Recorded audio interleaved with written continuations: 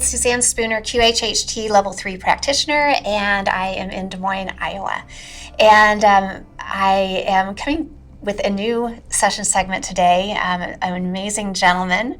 His name is Mike, and I'm so grateful that he has allowed to share this session with you. It was a lot of fun. Oh my gosh, this man is interesting.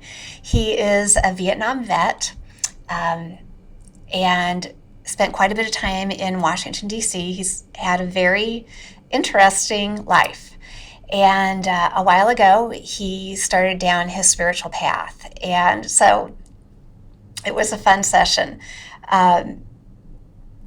There's so much healing that was given in this session, and that's what I'm focusing on. The rest of it's just amazing and fun to listen to. His past lives are amazing. I'll get to that in a second.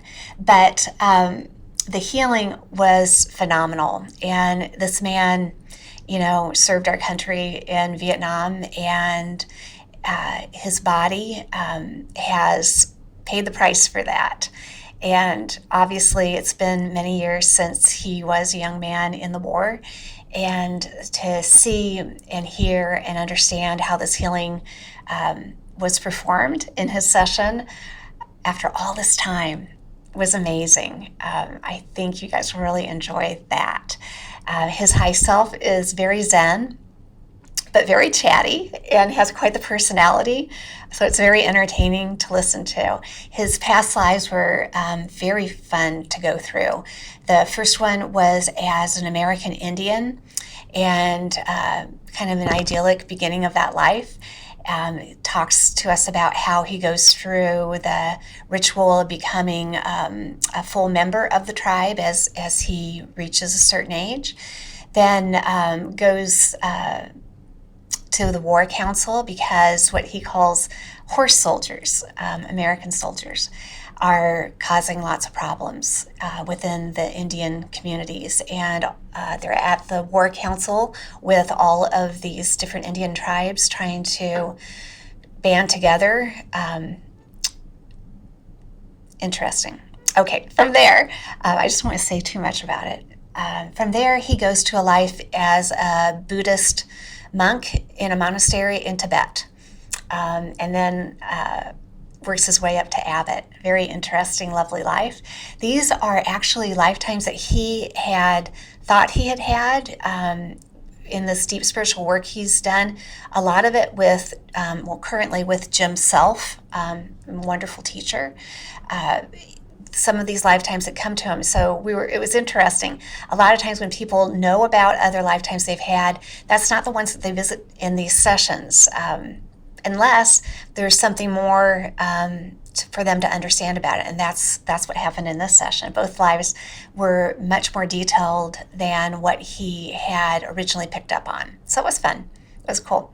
Then we go over to his amazing high self, which is just a hoot. Usually when I'm asking to speak to the high self, I get a very nice, yes, okay. But this one, when I ask to speak to the high self, I get a big boisterous hello and nice to meet you. And it was fun from the very first. But his healing is amazing. This man has had a lot of issues with his spine, his hearing, a murmur in the heart, some issues with the eyes, sinus, which is annoying throughout his whole life. His sinuses are always draining. And as the high self does, it just goes through everything, gives us such great insight, does amazing healing. So that's fun to hear. So for our veterans out there, I think you'll enjoy this. This is just another way for you to understand perhaps your journey and where your body is at. He also talks, this great high self, about the 12 Christed planets, that Earth is one of those. He calls Earth a library planet, and I can ask a few questions about that. Oh my gosh, it's amazing. So anyways, it's a fun conversation, and most importantly, this amazing man who's had this storied life receives the most amazing healing. He was feeling awesome after the session, so that he was going to gain a couple of inches because of the discs in his back being rebuilt by stem cells. Oh my gosh, you can't make this stuff up. So anyways, that's the session for today. A Veteran Receives Healing is the title.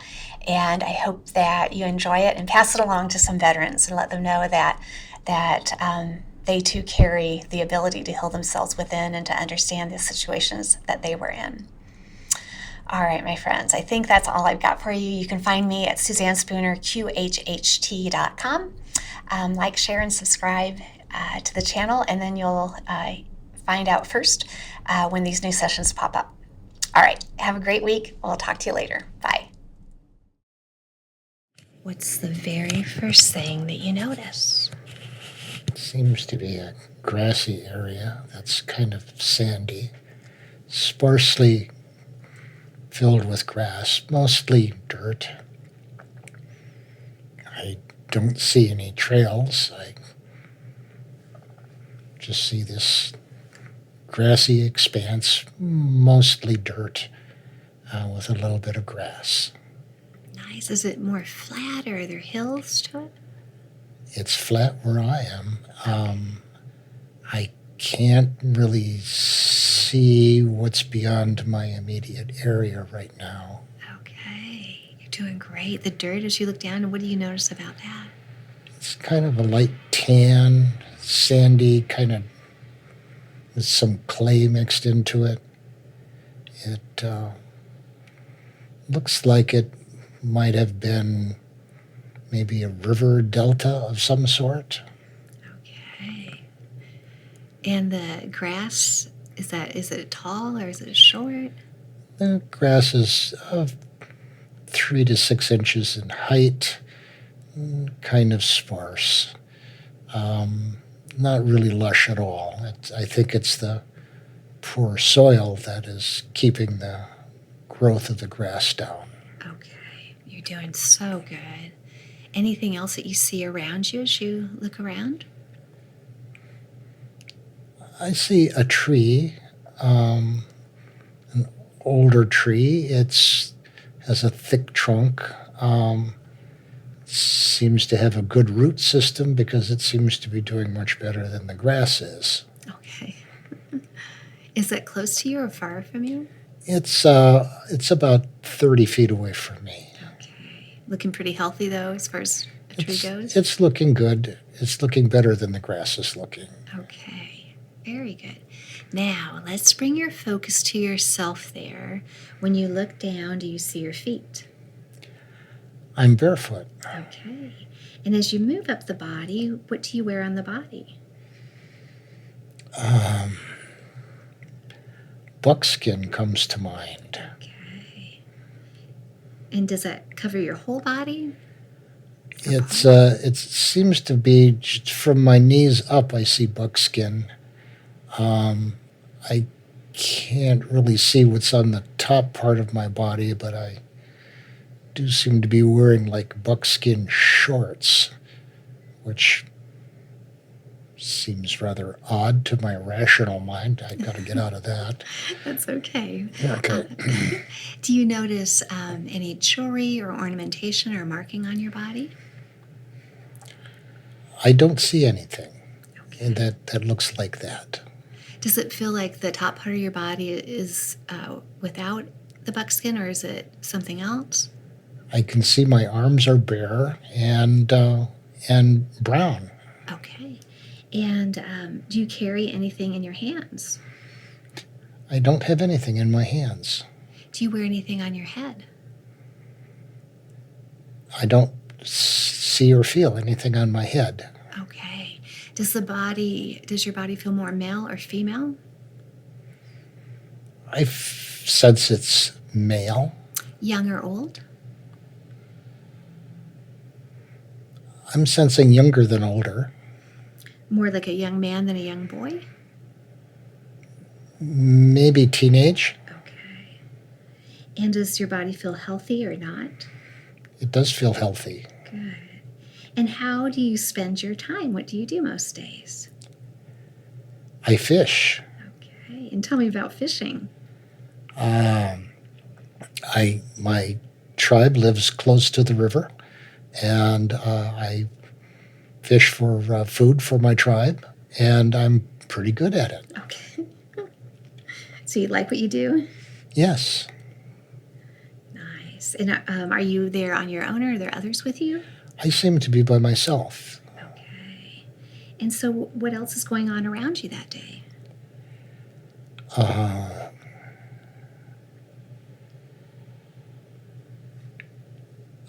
don't perceive anything that's going on right now. I am coming or going from the river to my tribe, and I can't tell which direction I'm moving in. Okay, you're doing really good. Well, let's do this. Let's leave that scene you're looking at. Let's drift and float to where it is you live in that time that you're viewing, where you eat and sleep at. And now you're there. And describe for me what that's like. I see a large teepee that is very large and covered with skins. And I'm in an area with other teepees in the area, and my family is there as well. And they're looking at me to see if I have any fish. Oh. And so the other teepees, does there seem like to be a lot or just a few? Just a few. I see 3 or 4, and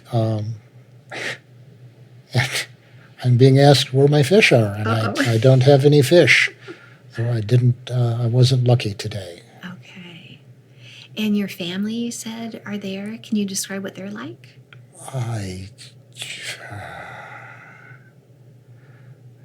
I see a number of people there, and I don't know that I can put names on them right now, but they seem to be associated with me. Okay. Very good. When you go inside of your teepee, now you're there, describe what you see then. There's an area for a campfire in the middle, and around the edges there's areas where food is prepared and people sleep, and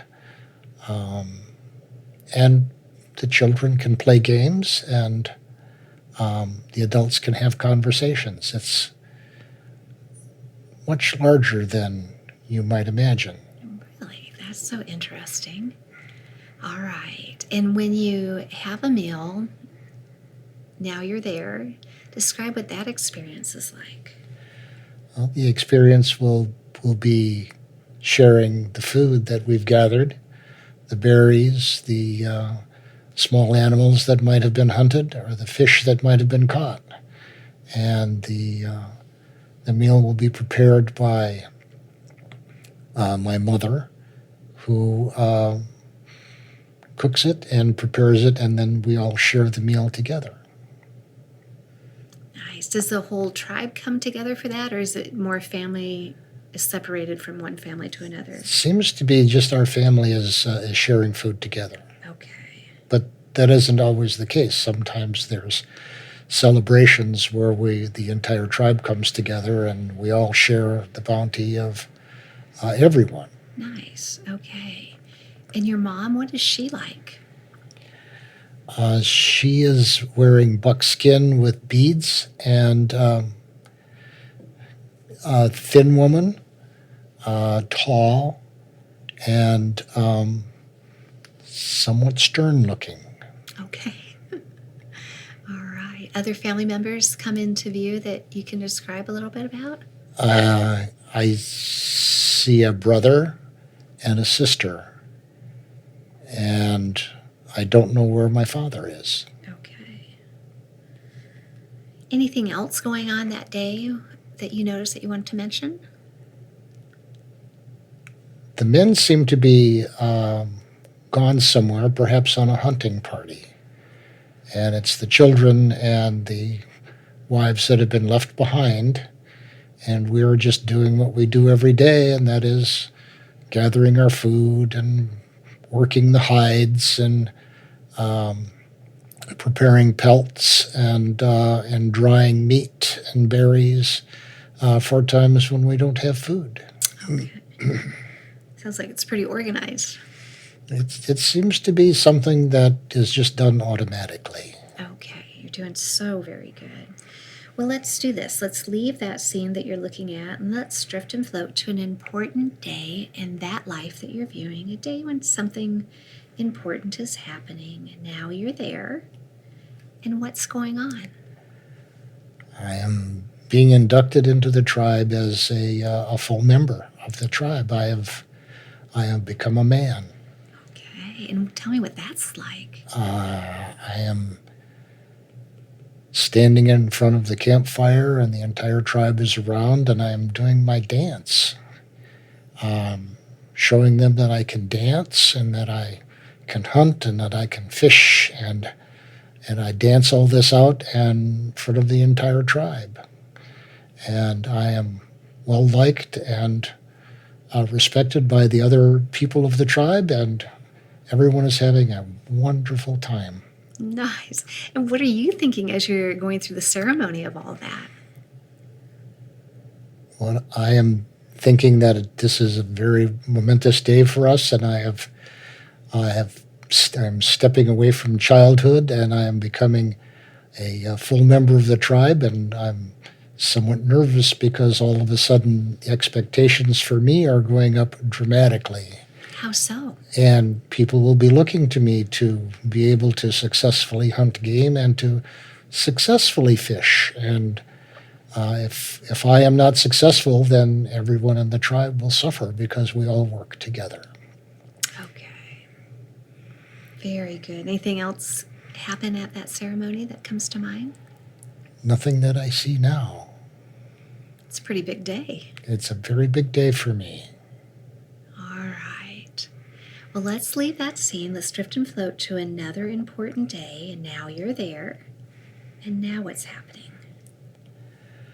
I am with a large number of people from my tribe. They're all men, and we are in a war council, and they are talking about the white horse soldiers that are in the area and how they're threatening our survival.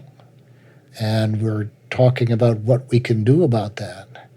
And there are tribes from all over the area that have come down, not just our tribe, but many, many other tribes. And I have never seen so many Indians in one place in my life. Wow. And it's a very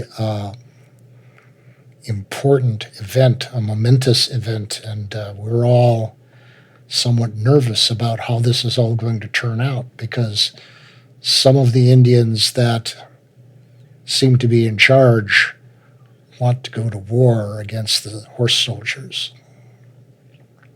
And it makes me nervous because my family is back in the village. And the horse soldiers are not immediately in the area, but we don't exactly know where they are. And so do the different tribes share their knowledge of the horse soldiers with the others? Yes, and this is the purpose of coming together like this, is so we can learn from everybody about how they're moving, how they're acting, and what we should do about them. And so what happens next?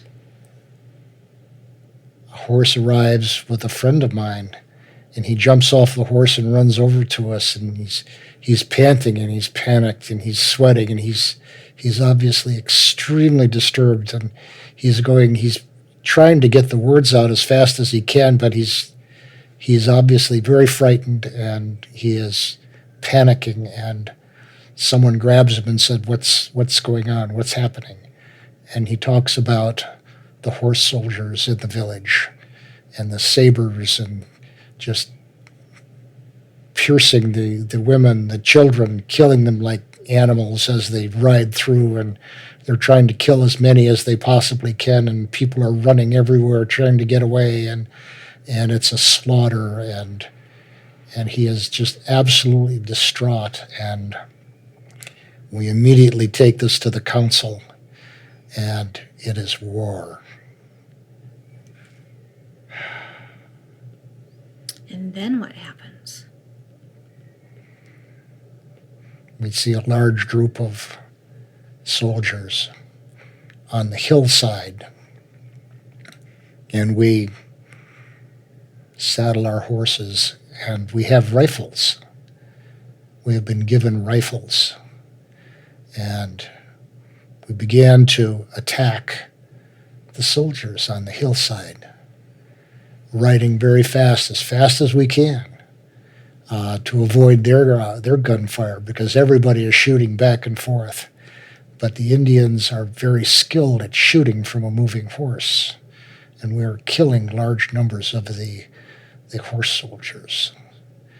And as I come around the front part of the formation of the horse soldiers, I'm riding up to try to get up to their side, and as I'm riding up the hill as fast as I can, my horse, my beloved horse, is shot and falls.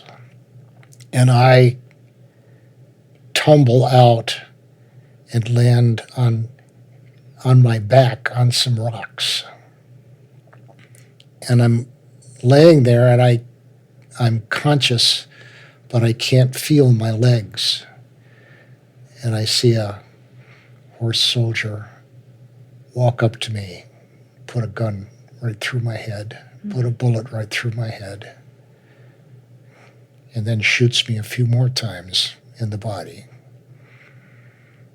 And I'm dead.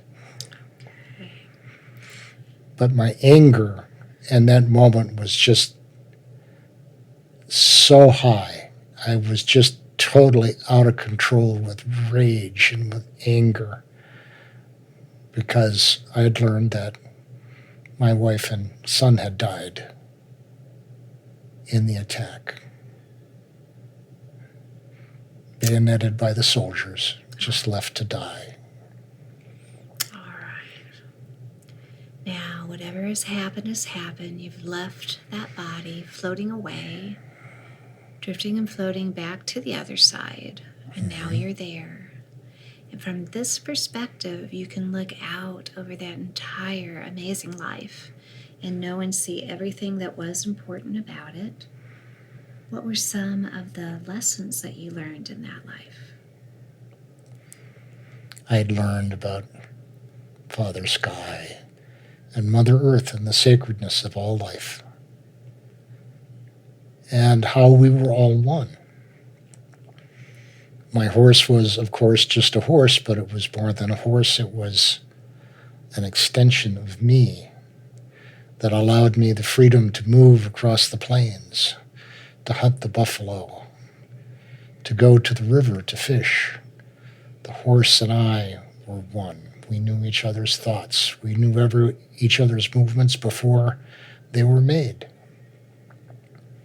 It was like having a best friend, except it's a horse.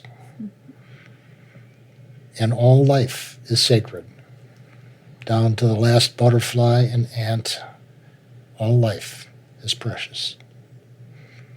And yet I died in such a horrible fashion, trying to take as many lives as I could.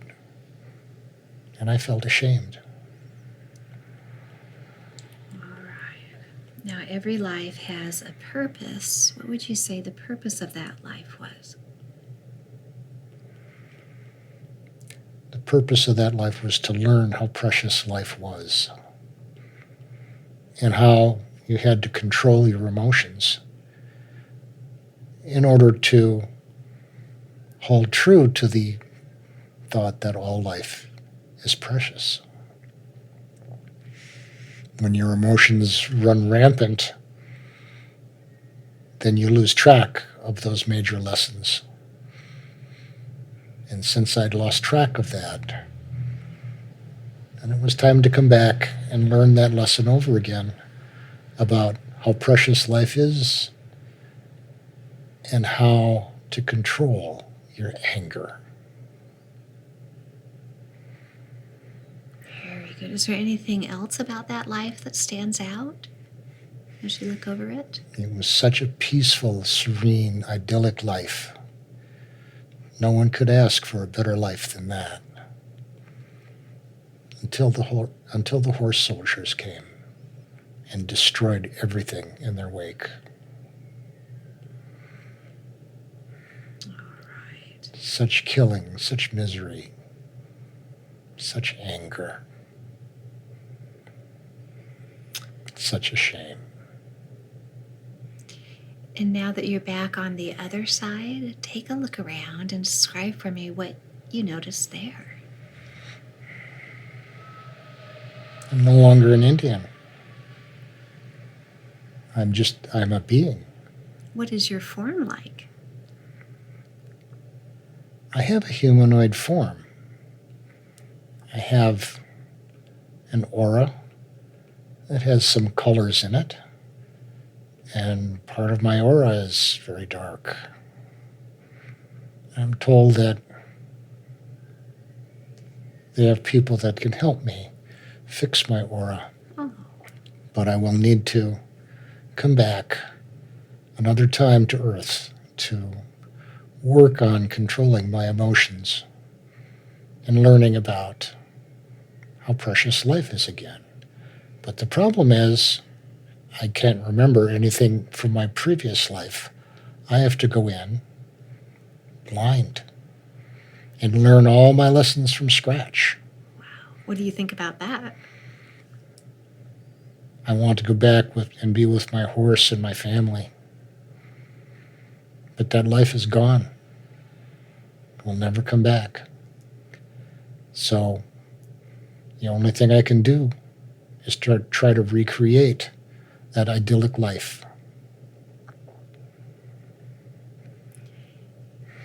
And so do you spend some time there on the other side before you go back to your next life, or do you go right away?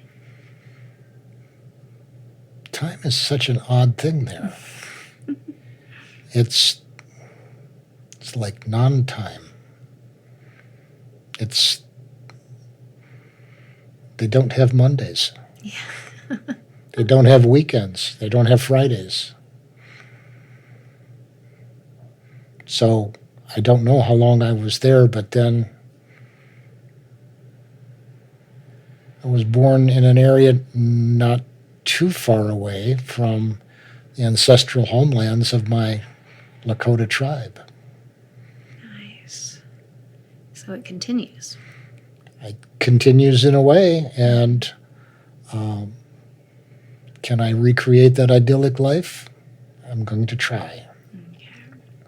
So let's do this. Let's move away from that scene, drifting and floating away, drifting and floating, leaving that part of you there to continue that journey. And let's drift and float to another appropriate time and place, drifting and floating to another appropriate time and place. And now you're there. And now what do you notice? It's cold. It's cold. It's really cold. And there's a lot of stone buildings around. Oh, can you describe what those buildings look like? They're tall buildings and very small windows, and I'm in the mountains. And it's cold. It's really cold. What else do you notice as you look around off into the distance? Everyone seems to be dressed in the same way. They're all wearing same color robes, kind of maroon robes. Describe those in as much detail as you can. Oh, they reach to the ground and they wrap around you pretty much. You can pull your arms in and kind of cut the wind down a little bit, but they have a sash around the middle, and they're maroon. Some are more faded than others, depending on how many times they've been washed. And everyone looks the same. Everyone's head is shaved, and everyone has their little bowl that they carry wherever they go. They carry what? A bowl. A bowl, okay. What is the significance of the bowl? People give us food. And we need to have a bowl to put it in. And so people are very generous sometimes when there's a lot of food around. When there's not a lot of food around, then we wind up eating a bean-like dish that isn't very tasty, but it's very filling because it's kind of heavy. You can feel it sitting in your stomach, kind of like a stone. Okay. Okay. Well, let's bring your focus to yourself there. When you look down, do you see your feet? I see my feet, and they're in sandals, and I'm wearing socks with my sandals, and they have a little place cut out between the toes where the sandals fit, and it's how my feet keep from freezing. And as you go up your body, what are you wearing on your body? I'm just wearing these maroon robes, which everyone wears. Everyone looks the same. Everyone is the same in the eyes of God. Okay. Do you carry anything besides your bowl in your hand? No, just my bowl. That's very important. Any jewelry or ornamentation? No jewelry. And do you wear anything on your head? There's nothing on my head right now. I don't know if I would have anything to put on my head, but right now there's nothing on my head. Okay. All right. And it's very cold. Are you outside? I'm outside right now, and I think I'm going down to the town to see if I can beg some food. There's a certain time when the villagers come by and distribute the food that they have. Okay. Kind of a community effort to feed those Yes. that are asking? Okay. Yes. So let's do this. Let's leave that scene you're looking at. Let's drift and float to where you live or where you normally eat and sleep at in that time. Now you're there, and describe what that's like. Boy, not much. It's sparse. I've got a cot and a little place to put what few belongings that I have, and that's it. A little place to sleep with a little pillow and a little place to put whatever belongings I have, which are very few. And other than that, it's a sparse life. It's a hard life. It's very regimented. You get up at a certain time. You go to sleep at a certain time. There's duties. You have to work in the kitchen to help support everybody. It's very regimented and very hard. But you always know what you have to do and where you have to go and what's expected of you. So it's a very structured life. And so the structure that you're in, where your cot is at, what is that like? It's just a very small, barren room. There's a second cot on the other side where my friend, what's his name now? Oh, they've changed a few times. I don't know who it is right now. Sometimes the llamas come and go very frequently. They decide that this isn't the life for them. Some don't like the structure. Some don't like the sparseness or the lack of food. Everybody's pretty thin. But I seem to like it. I seem to enjoy it. And I've been there a long time. Do you get the sense of what about that lifestyle you liked? I like the devotion. I like the chanting. I like the prayers. Not so much scrubbing the kitchen down, but that's part of my job. And working with the bean paste. But I always knew what I had to do, and I always knew what was expected of me, and it gave me satisfaction to be able to do those jobs well. Nice. Okay. Anything else going on there that day that you noticed that you want to mention? I don't see anything else happening. Okay. So let's leave that scene. Let's drift and float to an important day in that life you're viewing. And now you're there. And what do you notice? I'm standing in front of the abbot. He's the main man at the lamasery, and I am being inducted into an important post. Tell me all about that. It happened rather suddenly. I was just asked to, come and stand in front of the abbot, and he's talking to me, and he's indicating that I had been there a long time and I was a good worker, and that I'm going to be given additional duties. And he's joking that I'm going to have to give up my job in the kitchen. And I'm not so sure that I like that so much. But I'm going to be given responsibility over a group of lamas to make sure that their training is proper and that their work schedule is proper and everything is done right. And it's a lot more responsibility. And I'm not sure I like that. But I'm in front of the abbot, so I say, yes, I will. Wow. And then what happens? And then I get moved to a larger room that actually has a small dresser in there where I can put a few more things. Not that I have anything to put in there, but it's a little nicer room than the spare room with the cot. It has an actual bed. So I'm pleased about that.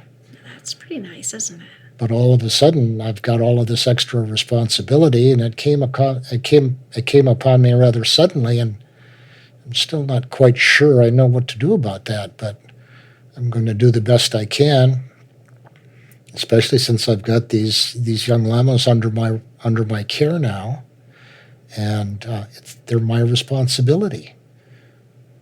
And so what does that entail? I'm not exactly sure, because I've never had responsibility before. I was always just doing what I was told. And all of a sudden, I'm the one who's starting to have to tell the young lamas what to do. And so I go and talk with some of my friends and my older friends, and they give me advice on how to work with the young ones and how to get schedules and how to watch them and how to make sure that everybody is at prayer and at the right time and their chants are proper, and I listen very carefully, and I'm just going to do the very best I can because these people are my responsibility now. And so off I go and try to work it out. Wow. And so as you progress on that path, how does it work out? It turns out I'm a pretty good supervisor. I get everybody on schedule. I get everybody accustomed to what they're supposed to be doing and how they're supposed to be doing it and when they're supposed to be doing it, and I do well enough so that periodically the abbot meets with me and gives me larger and larger groups to work with. And every time he does that, I have to learn an entirely new system for keeping track of everything. And it's very challenging. But I seem to be moving up the ranks, as they say. And I was frankly just as happy scrubbing down the kitchen when I was younger, but I've been given all this extra responsibility, and frankly, the pay is the same, which is there's none. But I have all this responsibility, and but I adapt, and I always do the best I can do, and I have others that I can rely on for advice, and we talk, and we discuss what's the best way to motivate someone to do this or to do that. And if someone's thinking about leaving the lamasery, then we learn how to talk with them and find out what their problems are so that we can help them out, and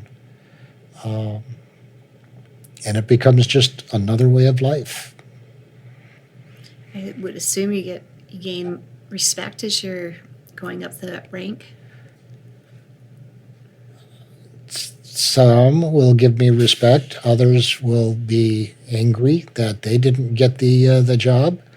And there's some infighting and some backstabbing, and you've got to be careful about this one or that one. And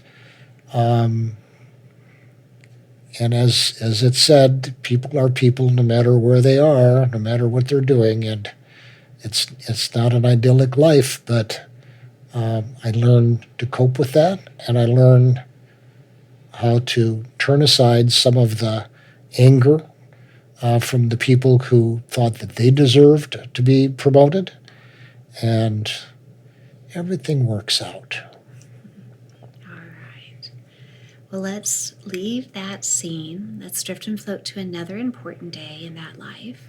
Now you're there, and now what do you notice? I'm on my deathbed. I am an old lama that I have risen to.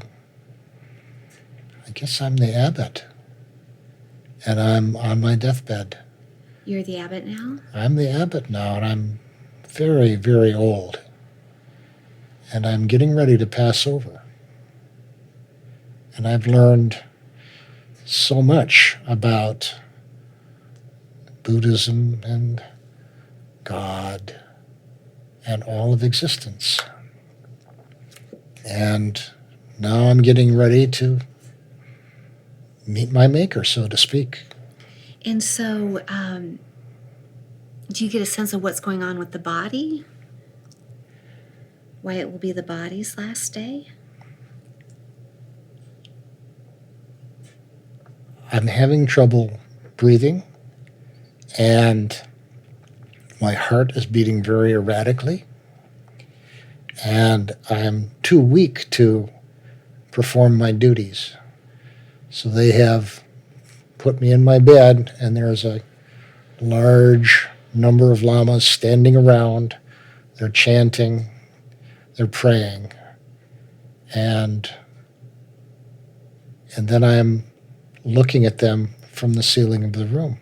Oh, so you're up above your body? I'm now over my body, and I'm looking back at this frail old man who has been in that lamasery for many, many years. Many, many years.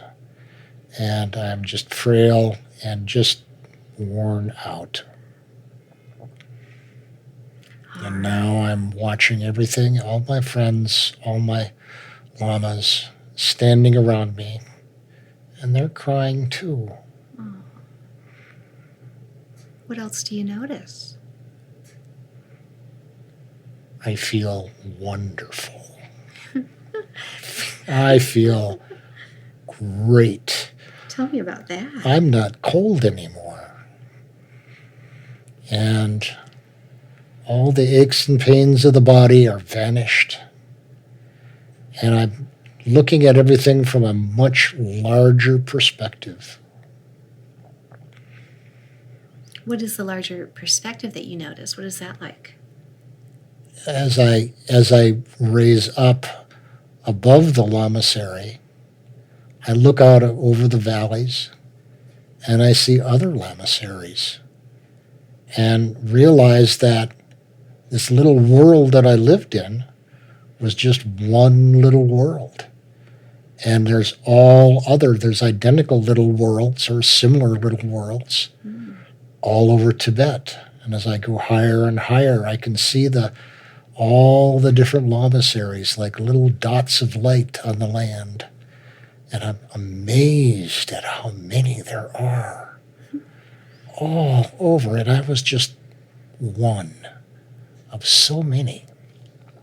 And it was a very interesting experience to have your consciousness expanded like that. Do you think that you got out of your lamasery very often, or were you primarily in that one spot most of that life? I spent almost my entire life in that lamasery in that little town. There was no reason or means to travel anywhere else. And as you look back on that life, what were the lessons that you learned? I learned how to manage people. Manage people in a kind and caring way so that they felt part of the community, so that they were part of a family. And they stayed. I had a very, very good record of keeping the llamas in the lamasery, and they didn't run off to the town or any place else, and they were very happy to be under my tutelage. Nice. And what would you say was the purpose of that life?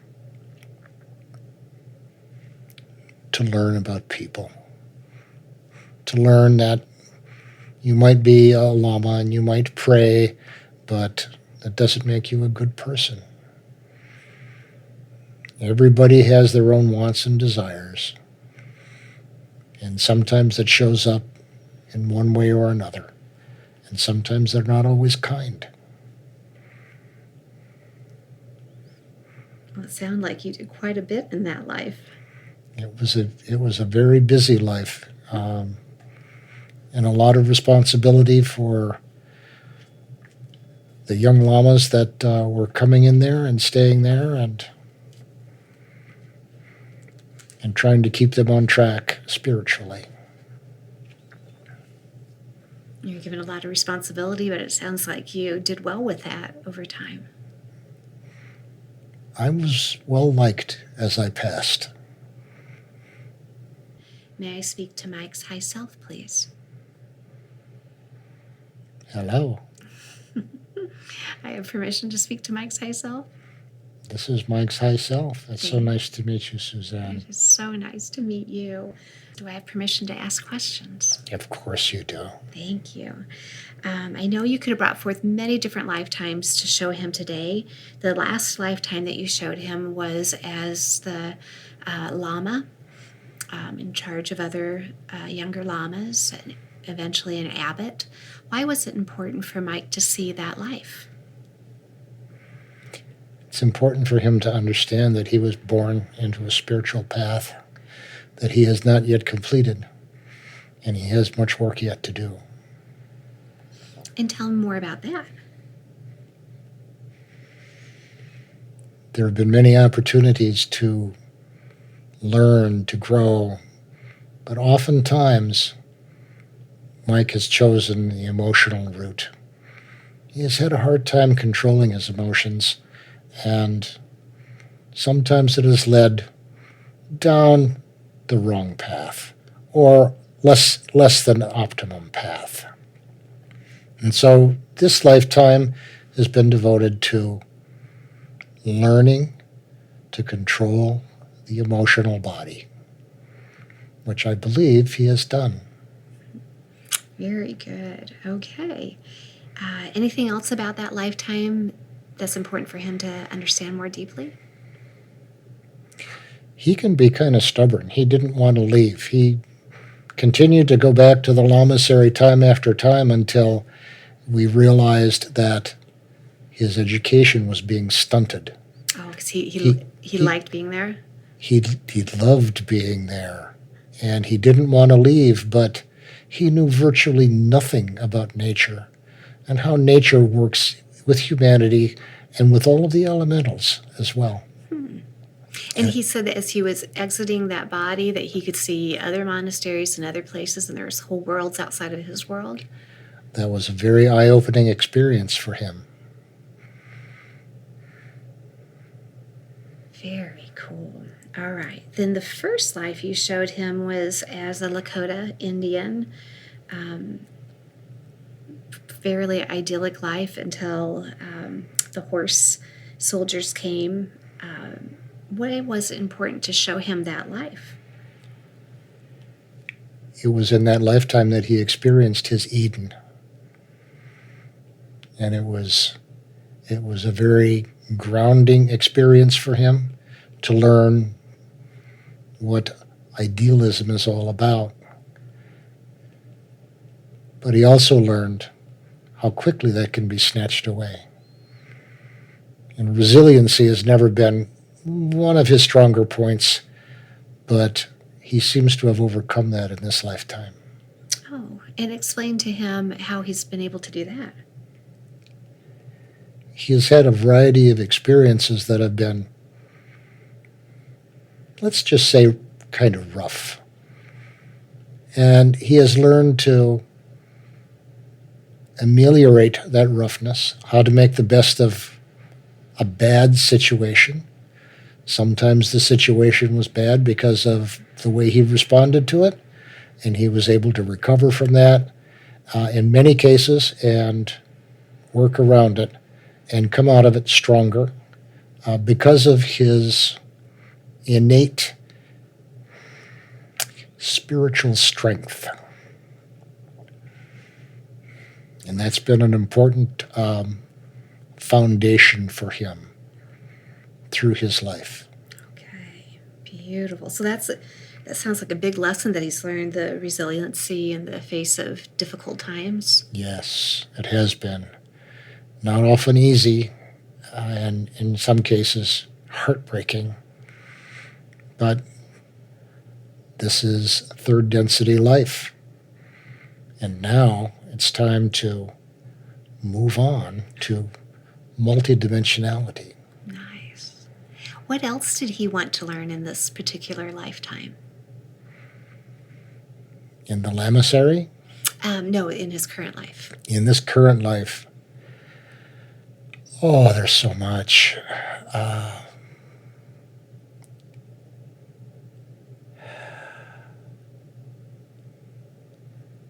He needs to learn to love more freely. He has guarded his emotions carefully because while he has learned to control things like his anger very well, there are other aspects where he has been burned, so to speak, where he has been hurt by people close to him, where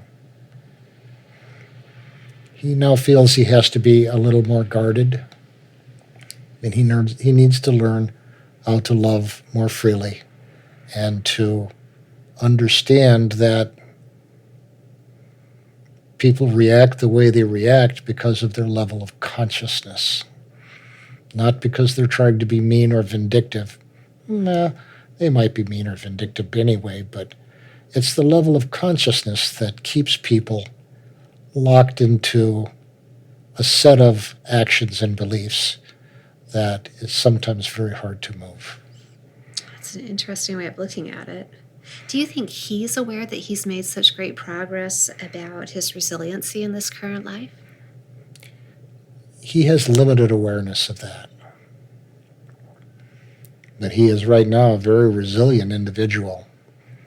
And it's largely because he has given up on taking people at face value and looking more into their soul, seeing at what level of spiritual development they have, what level of consciousness they have, and acting from that standpoint as opposed to just pure emotion.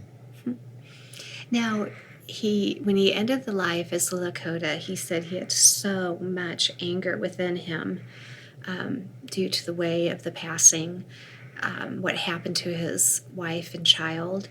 Has that anger in any way come in through the current life? Oh, it has. When he was young, he was a fighter. He would get into fights at the drop of a hat. And he realized that when he was in this fight, his anger was out of control. And he was able to catch himself and reflect on that.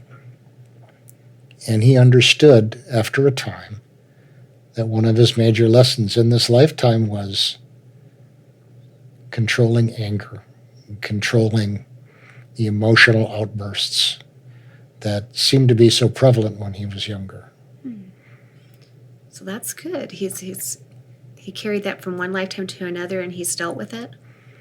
he seemed to remember that he was a Lakota Indian, and I think it was that teacher that he was talking about earlier that reminded him of that.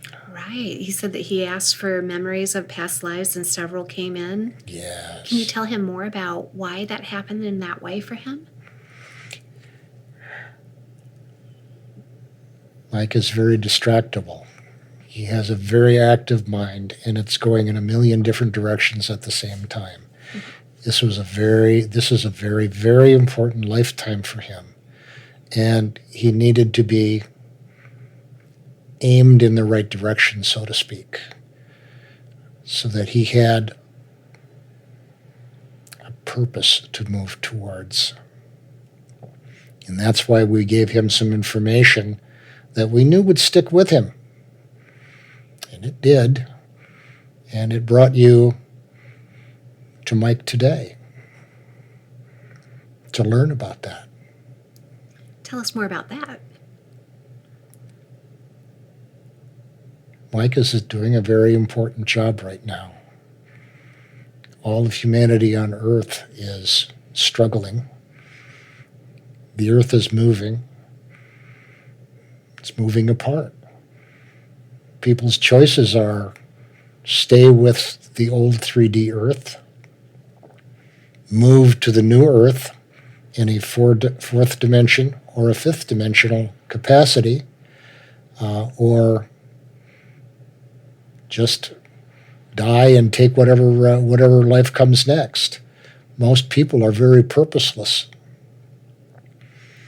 And one of Mike's jobs is to help raise the level of consciousness for all of humanity, if it can only be just a little bit, to bring them up to the point where they can understand that there is a very, very large spiritual movement here that they need to be part of. The Creator does not want to lose this many people. Earth is a very precious planet.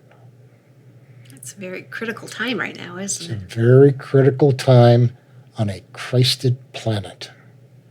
There are only 12 planets in the universe that are Christed. Oh, tell us more about that. The Creator created 12 planets that he was personally connected with. And he populated each of these planets with as many species of creatures and plants that could be found. Sometimes they're called library planets. Library planets? Yes. Oh, cool. Because this is where everything is kept.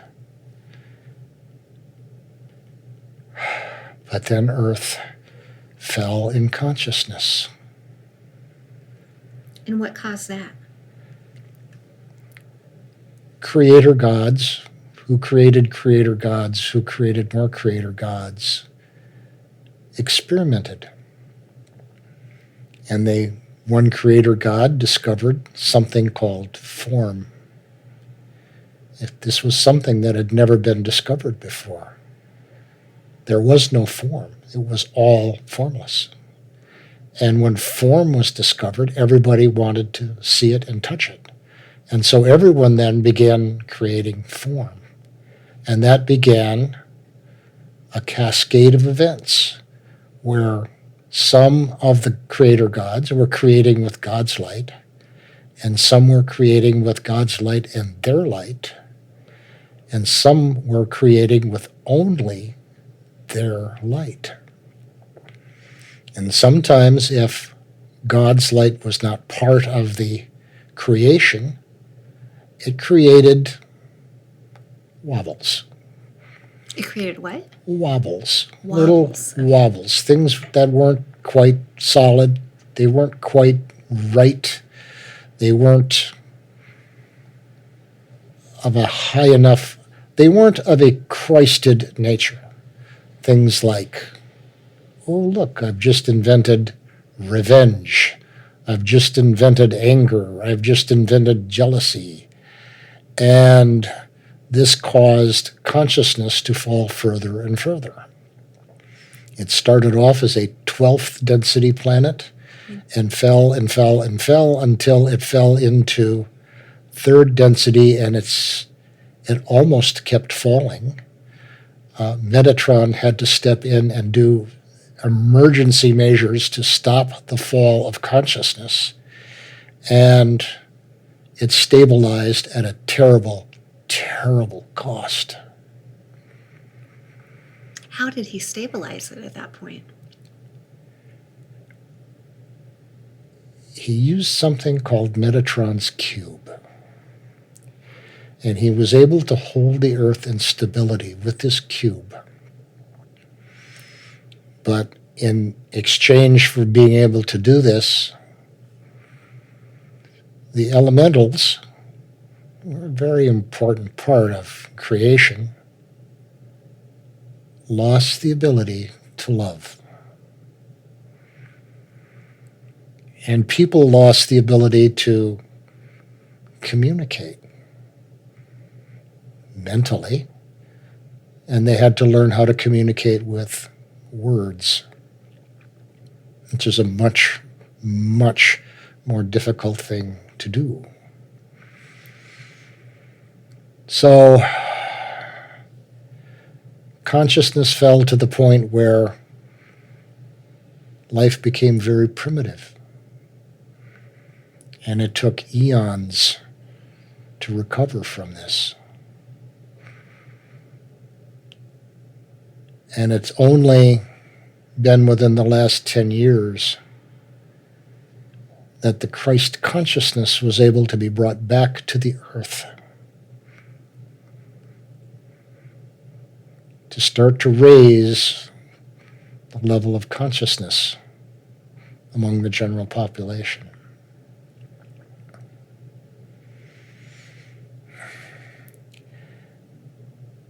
If Earth falls, all 12 planets would have fallen as well. All 12 Christed planets would have fallen. Never before in the history of the universe has a planet been able to raise itself up from this level to formlessness.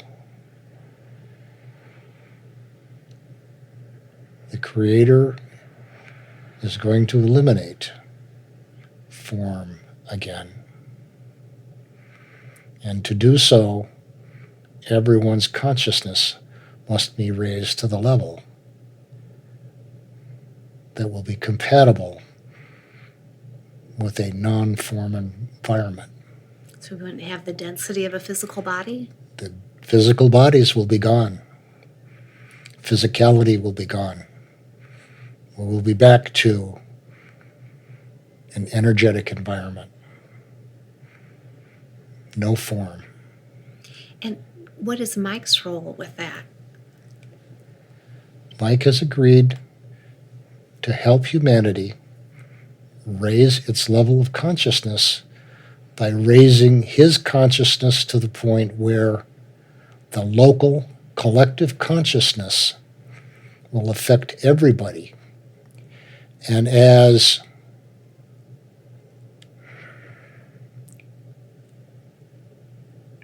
he does this, there will be a gateway that will be established between 4th density and 5th density.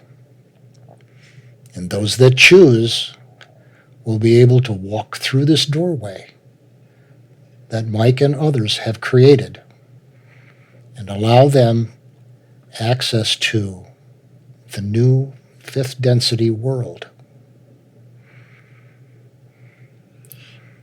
Wow, I've got so many questions. But I want to also honor him and his questions. Would it be okay if I started on his list? Sure. Okay. Would it be appropriate to ask for a scan of his physical body? Yes. Okay, so please just start scanning his body. Tell me where you are focusing on for healing and repair. We do expect full and complete healing today. Where are you looking at? Wow. This body's got some issues. Where do you focus on first? I see, well, when you start at the very top, I see an issue with the scalp. Okay, he did mention that. What do you see going on? I see an allergic reaction that's occurring, Okay.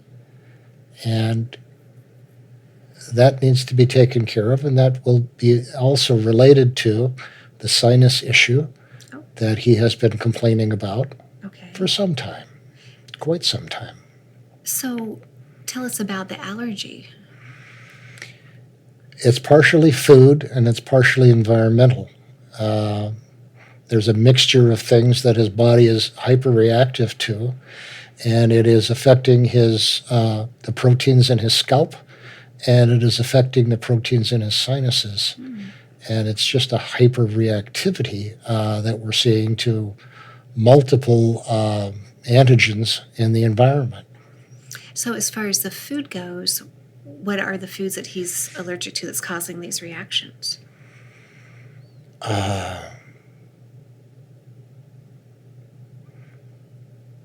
Carbohydrates seem to be implicated, as well as some certain fats.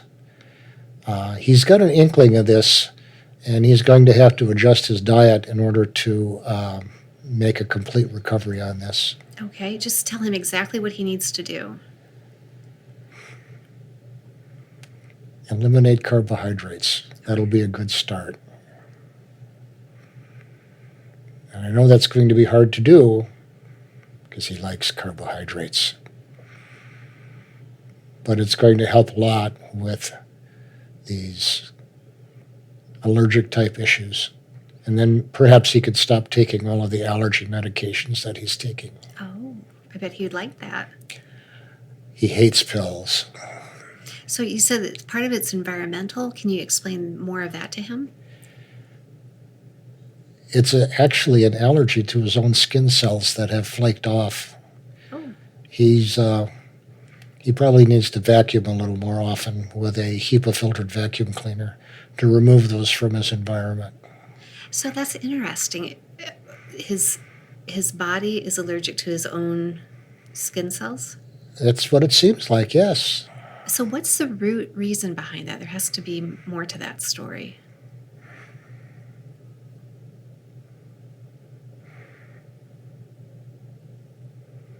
Where does that come from?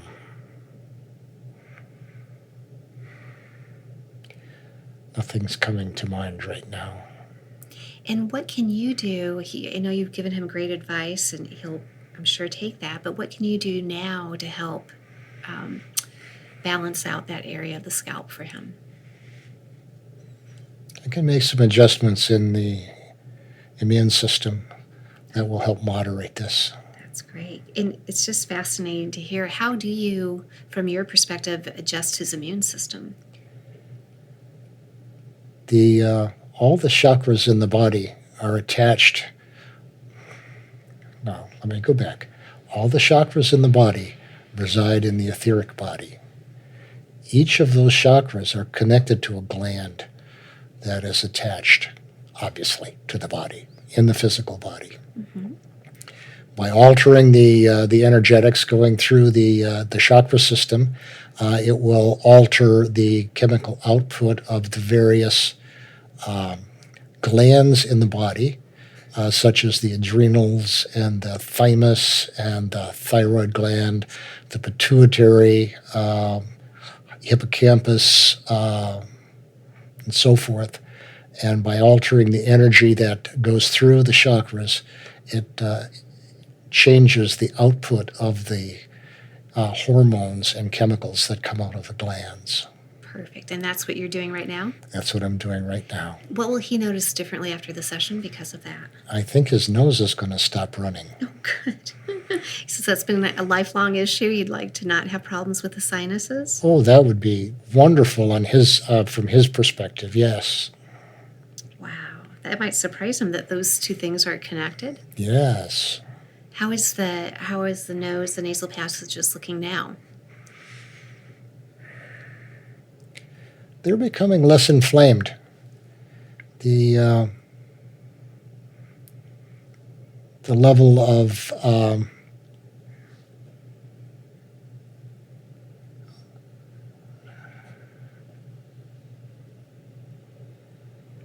it's actually in the adrenals, I think, that are kind of changing and altering the inflammation response in the sinuses.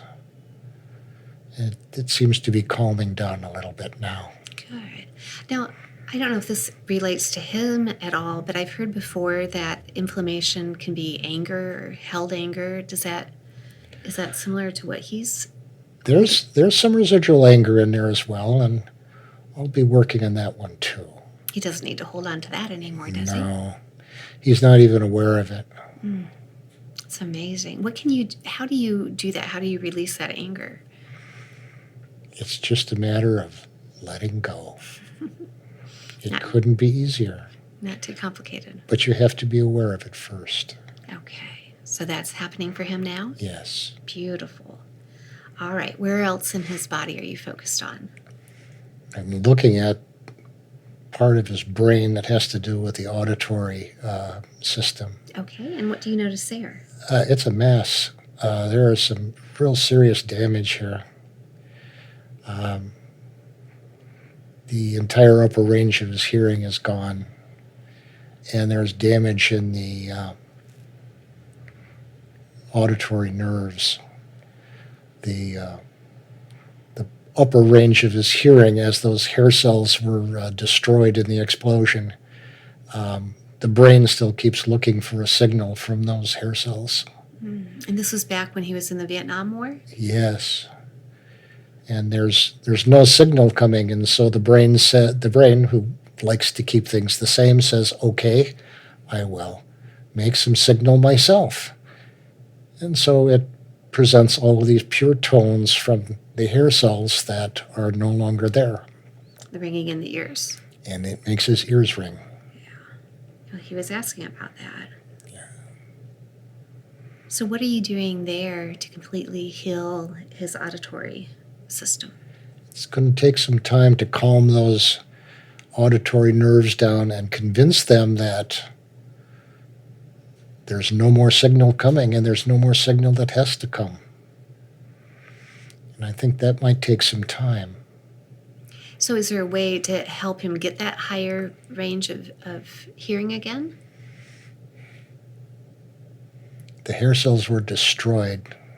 Could they be recreated? I don't know. Well, Dolores says you can do anything, so I'm going to have to ask about that. Okay. Let me work on recreating those hair cells, because there's a lot of them that are gone.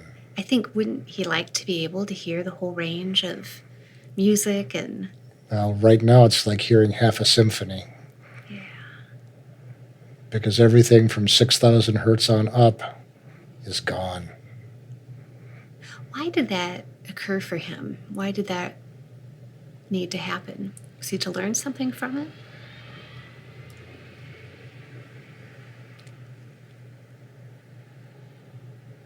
I don't know. It just happened in war. He was way too close to a claymore mine when someone decided to use it. Way too close. He said he lost hearing for a few days. Oh, yes. About 3 days he was hearing nothing but the screaming in his ears. When he was discharged, they had trouble doing the final auditory exam on him because he couldn't hear the little beeps that were coming out of the machine. But his body must have healed to some level from that. He retrieved enough hearing where he can function in life, but half of his hearing is gone. The top half, he still retains enough of the speech recognition frequencies so he can function in life. But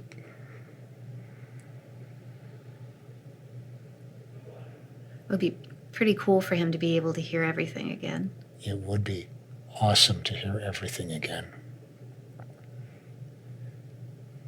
All right. You're going to be working with that. I'm going to work with that. Perfect. If you need to go get extra help, you can do that. I may need extra help because this is a mess in here. Okay, that's okay. We are grateful for all that can come in and do some healing here for this wonderful guy. Where else in his body are you working at? I see a bad mitral valve. Okay, and what's the root reason behind that? Stress.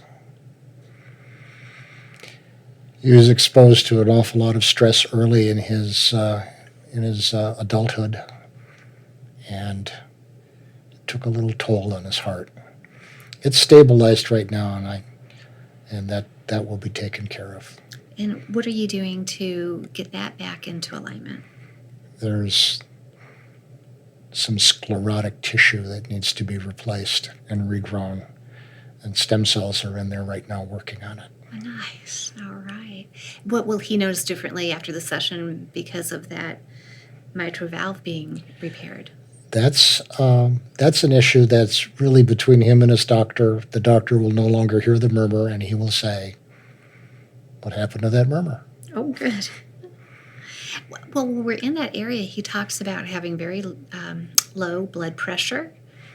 Can you tell us what you see going on there? No, his blood pressure is somewhat high, but his heart rate is somewhat low. Oh, okay, right. Heart rate. I'm sorry. Yes. And his heart rate is not abnormal. It's just normal for him. It's just low. Okay. Lower than other people. And so it makes the doctors go, "Oh, maybe we need to treat you." But he doesn't need to have any treatment. His heart rate is just fine right now. And what about his high blood pressure? His high blood pressure was again caused by stress, and it has caused some thickening of the artery walls, and that needs to be taken care of with a few more stem cells along the artery walls. And that is happening as we speak. Well, those stem cells are really going to bat for us today, aren't they? Yes, they are. They're going to be growing completely new cells for us. Nice. Well, we are so grateful to have that repair from the stem cells. Thank you so much. And where else in his body are you looking at? Well, I'm looking at the spinal column, and boy, that's a piece of work. Yeah, he mentioned he's had quite a bit of issues with the spine. Well, there's a combination of issues with the spine. It has to do with the sports that he was taking part in when he was younger, and combined with the stress, there's a lot of concussive damage that's been done to a lot of the tissues, and that's caused an inflammation and arthritis through quite a bit of his body. And I'm going to work with the energetics through the chakras, and we're going to tone that inflammation down so that it's gone. Nice. And again, our little friends, the stem cells, are going to come back, and they're going to rebuild the discs so that those pinched nerves can get unpinched and get a little breathing room. Not too hard to rebuild those discs when you have the stem cells working for you? Yes. Nice. He's got a piece of exercise equipment that is just perfect for that he bought with my guidance, and it's a vibrational plate that he stands on that vibrates his spine, and that allows the movement of the nutrients and fluid into and out of the discs that will help regrow those discs. Oh, nice. How often would you recommend that he use that vibrational tool? He's not been using it as much as he's supposed to, but he needs to use it at least 3 times a week. And when he does that, what will he notice differently? He may actually notice himself getting a little taller. Oh, He's about 2 inches shorter than he was just a few years ago. Oh my goodness. What created him being shorter? Is that the discs kind of collapsing? Yeah, the inflammation is collapsing the discs, and when you collapse that many discs, you just get shorter and shorter. Wow, wow, wow. Okay. And it sounds like he gets other benefit by using that vibrational tool for the spine. It also helps strengthen the spine as well, and it's the way it's used. It improves the blood flow through all the different tissues, and provides some strengthening exercises as well, some strengthening to the muscles. And did you say that it also will help with the arthritis in the joints? Yes. We're taking care of the inflammation from a systemic standpoint through energizing the chakras. Perfect. Okay. Wow. And so the work that the stem cells are doing today, what will he notice differently after the session for that? He will notice the pain levels drop significantly, because the stem cells, in addition to everything else, are going to help combat that inflammation. Perfect. Wow. That will be very exciting for him. Oh, he also mentions eye issues. What can you tell us about the eyes? He has a defect in one of his oil glands inside the eyelid that's not providing enough oil to the tears, and it doesn't have enough lubrication to the eyes in his tears. They call it dry eye, but it's really a lack of oil as opposed to a lack of tears. So we're going to work with those oil glands to increase the output there. So what was the root reason behind the eyes decreasing the oil? What message was the body trying to give him? I think it was the stress of that he was exposed to in his earlier life that provided some visual trauma, and the shock kind of settled in that particular oil gland. Is this from the time when he was in the Vietnam War? Yes. Okay. Is there any other memory or shock from that experience or any other of his life experience that could be released if that's beneficial for him? He spent quite a bit of time releasing trauma as he's working with Jim Self. Mm-hmm. There's other work that's left to be done, and that's going to be addressed in the next few weeks. Oh, can you tell us more about that, please?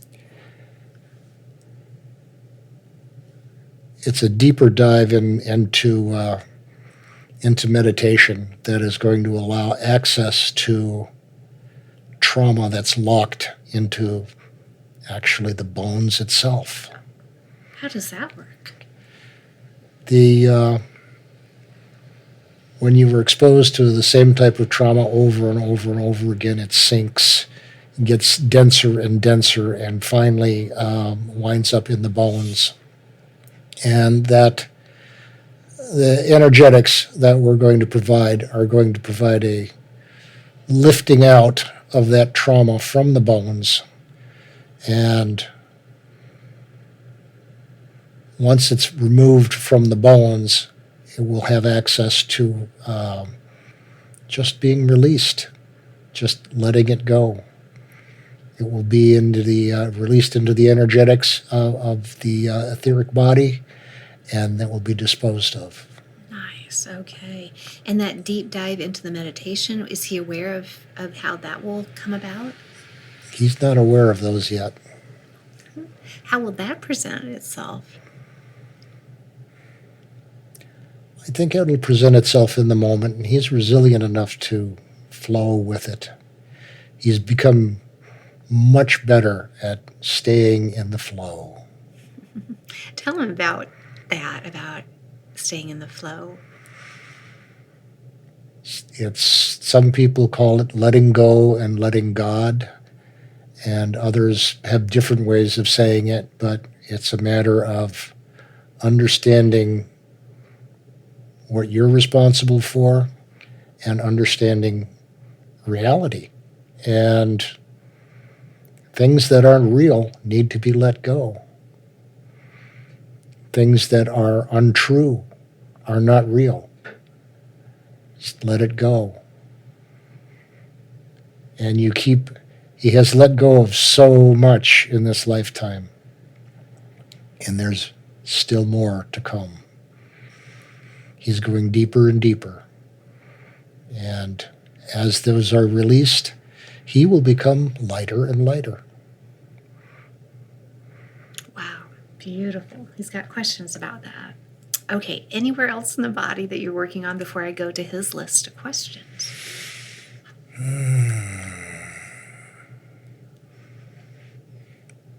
Yeah, it's the same issues in various joints in his body, the hips, knees. There's been some healing in various parts as well as this inflammation is reduced and let go. The anger let go, the chronic issues that have been plaguing him because of the stress. He's uncovering these and letting go. He's made good use of the eighth ray of creation to Make good use of what?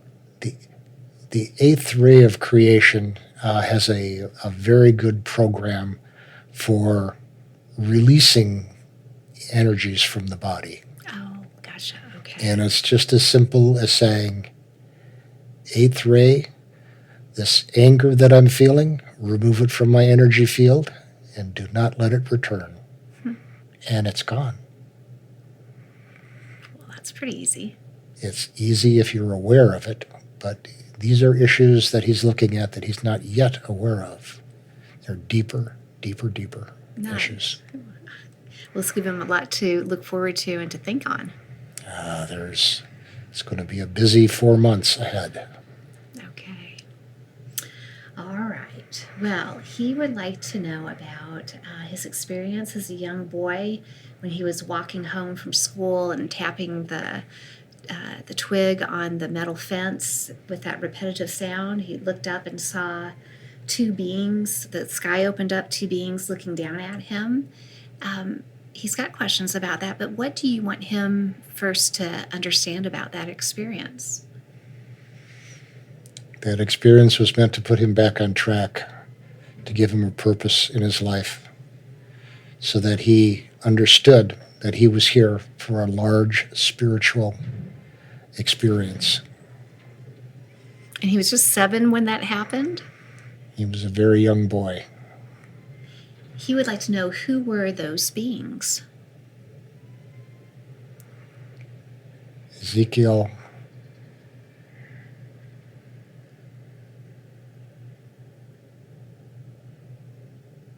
and Norm. Ezekiel and Norm? Norm is a very young angel who was helping out, trying to help out. Aw. And Ezekiel was trying to get Mike back on track. And so he wants to know, what was their complete message that they gave him?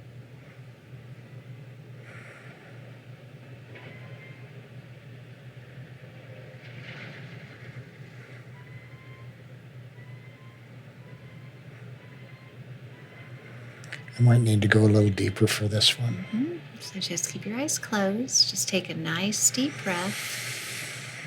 With each breath you take, you're just letting yourself go deeper and deeper. Any outside noises just help you go deeper and deeper, letting go, letting the mind relax, letting the body relax. Doing very good. Do I have permission to speak with the high self again? Yes. Okay. Now, he had remembered 2 important lines that those beings had given him. Can you repeat those lines first for us? You are here upon this earth to live one of the most profoundly important lifetimes you've ever lived.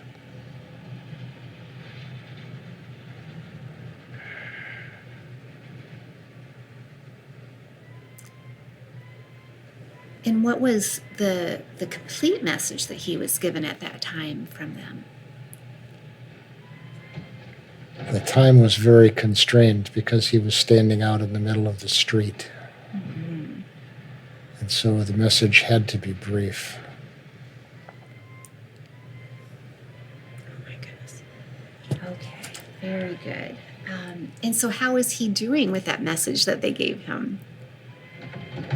The message was very successful because he's remembered it until this day. Yes.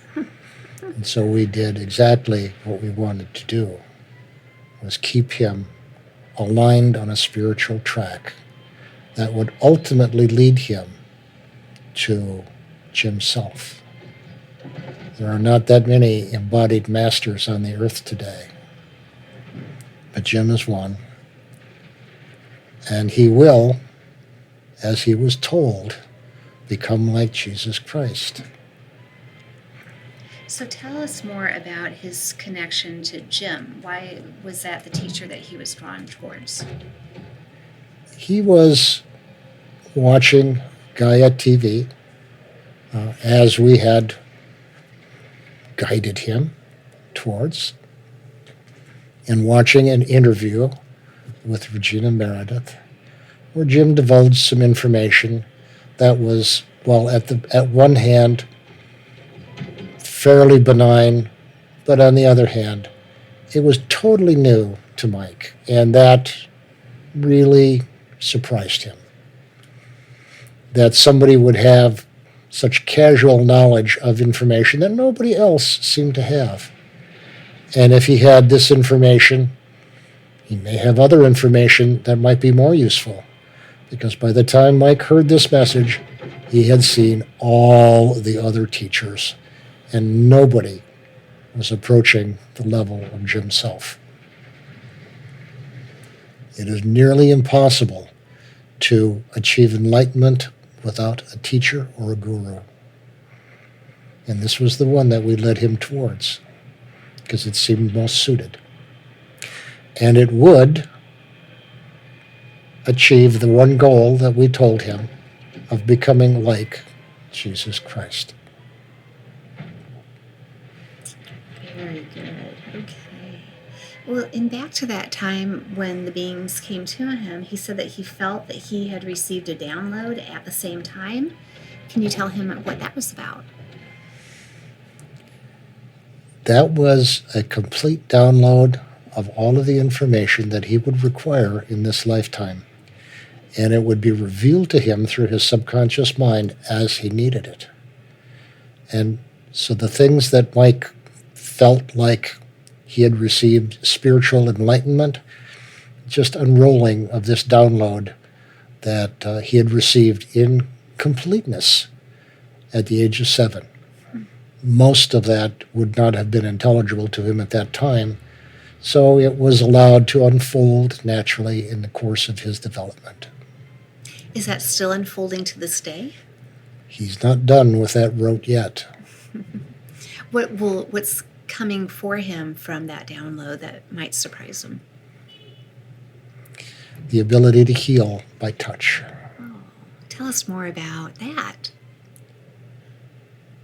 Mike has a past connection with Yeshua, who he dearly loves. And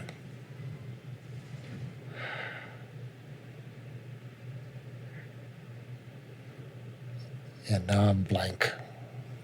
Well, he does mention, actually, that he does feel like he has a past life connection with Yeshua ben Joseph. Can you tell him a bit about that life or their connection together? He does have a past life connection with Yeshua. just as Yeshua has a past life connection with the Buddha. They have spent many, many lifetimes together. Yeshua feels Mike is like a brother to him.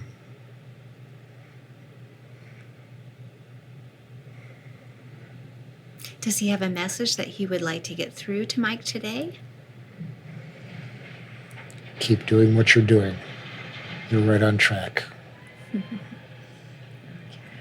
And when he was in a deep meditation, he had seen Yeshua and had a deep embrace with him. What was meant for him to know at that time about their connection? Yeshua needed to remind him of the connection because he saw that there was a lot going on, and Mike's mind was a little clouded with everything that was happening at the time.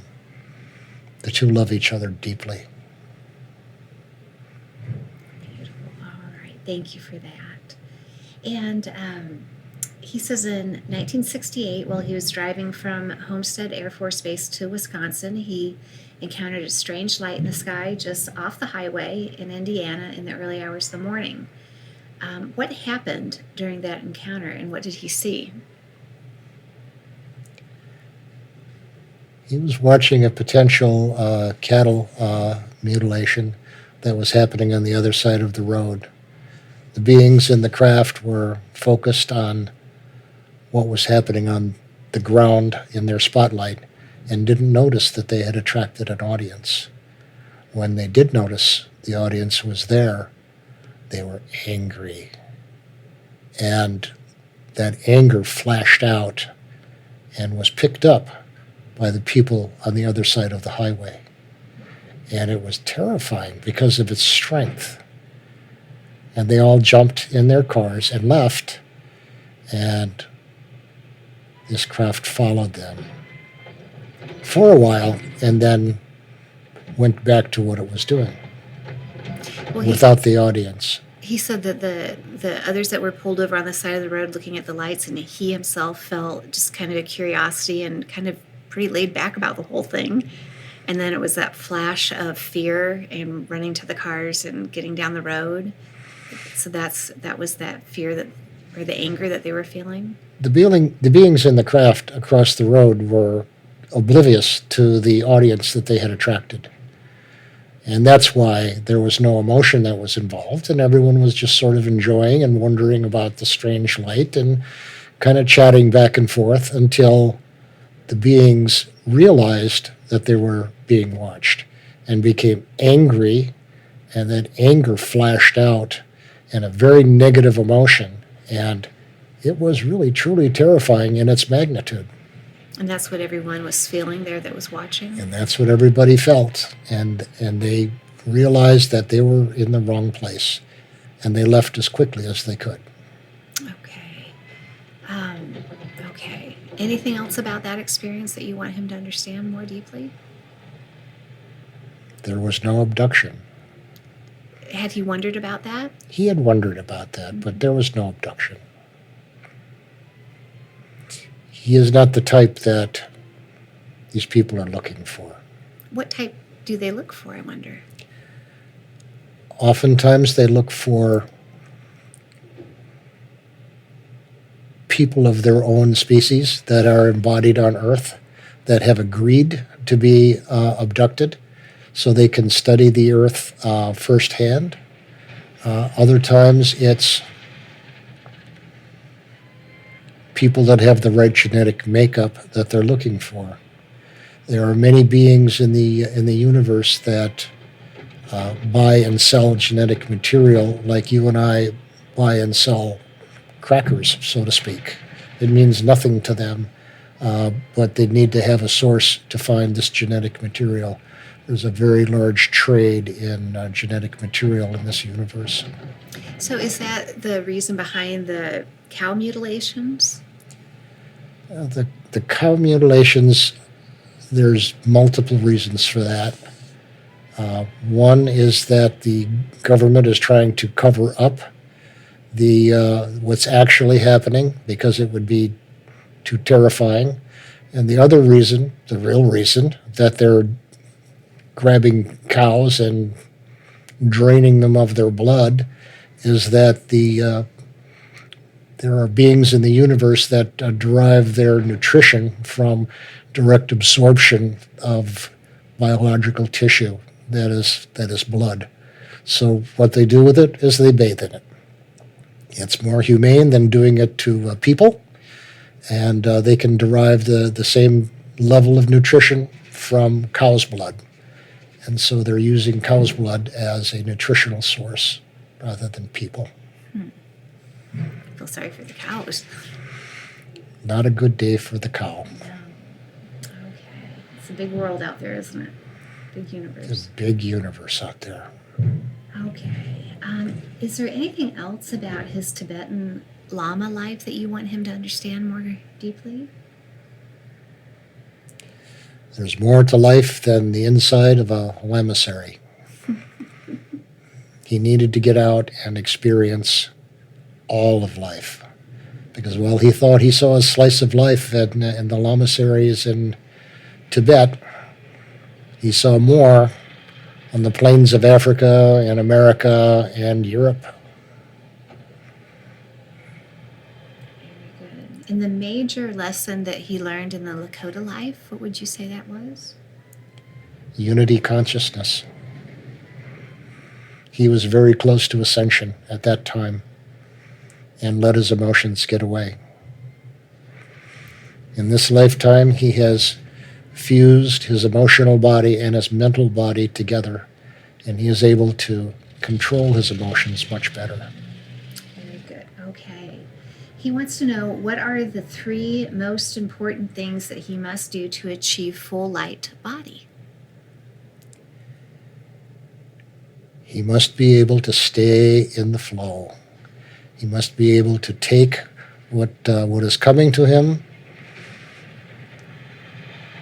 process it, and just allow. Mike has had a big issue with allowing and permission. He needs to permit things to happen without being so stubborn and just go into a full allowance mode. Just allow and go with the flow, like the leaf on the river. When he does that, what will he notice differently in his life? Stress levels are going to go down dramatically. And also, he's learning a lot about so-called reality. What you're seeing right now in this world is really nothing more than an illusion. And he is learning about that illusion and learning to see past it. Tell us more about reality from your perspective. Every individual perceives this reality from their own perspective, from their own position.